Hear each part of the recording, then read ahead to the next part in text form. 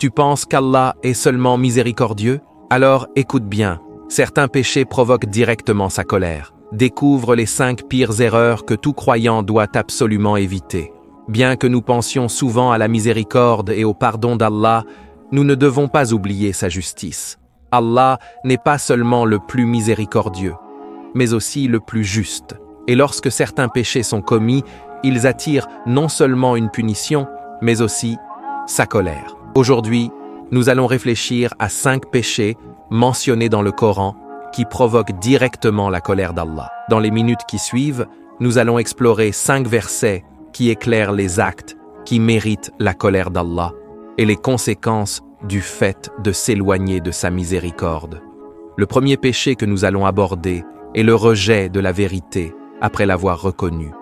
Dans la sourate Al-Baqarah, Allah décrit ceux qui connaissaient la vérité, mais ont choisi de l'ignorer, de s'en moquer ou de la combattre. Il dit qu'ils retournèrent avec colère sur colère d'Allah. C'est un avertissement clair pour nous. Ce n'est pas l'ignorance qu'Allah condamne ici, mais le rejet volontaire de la vérité.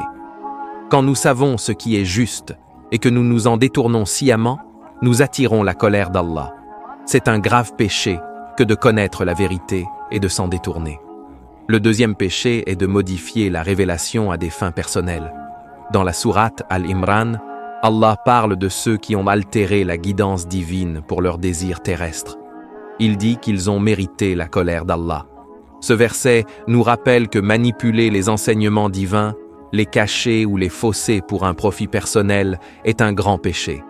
La vérité ne doit jamais être déformée au service de nos intérêts. Ceux qui le font s'exposent à la colère divine. Le troisième péché est l'hypocrisie, nifaq.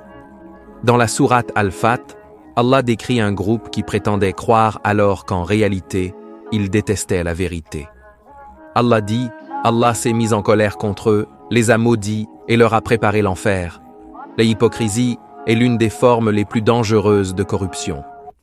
Lorsqu'une personne affiche la foi en public mais la rejette dans son cœur, elle attire la colère d'Allah. Faire semblant de croire alors qu'on la hait en secret est un péché grave. Le quatrième péché est le mensonge et les fausses accusations. Dans la sourate An-Nur, Allah met en garde contre les accusations mensongères, notamment lorsqu'il s'agit de l'honneur et de la dignité. Il dit « Et la colère d'Allah soit sur elle, s'il est véridique ». Ce verset fait référence aux accusations injustes d'adultère. Accuser faussement une personne cause non seulement du tort, mais détruit aussi la confiance dans la société. Le mensonge, surtout quand il détruit l'honneur ou la réputation de quelqu'un, provoque directement la colère divine. Le dernier péché est de se moquer des croyants. Le Coran parle de ceux qui se moquent des commandements d'Allah et des croyants. Il dit qu'Allah s'est mis en colère contre eux.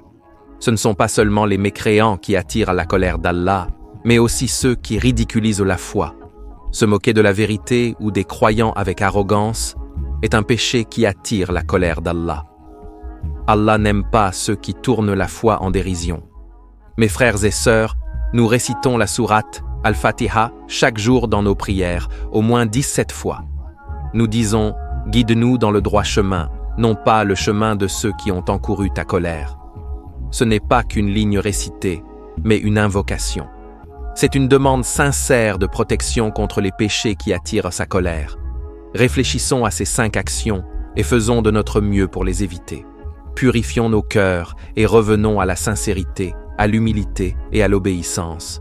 Car si Allah est satisfait de nous, personne ne peut nous nuire. Mais si Allah est en colère contre nous, qui peut nous protéger? Qu'Allah nous protège de l'hypocrisie, de l'arrogance, du mensonge et de tout ce qui attire sa colère, et qu'il nous guide vers le chemin de son amour, de sa miséricorde et de son pardon.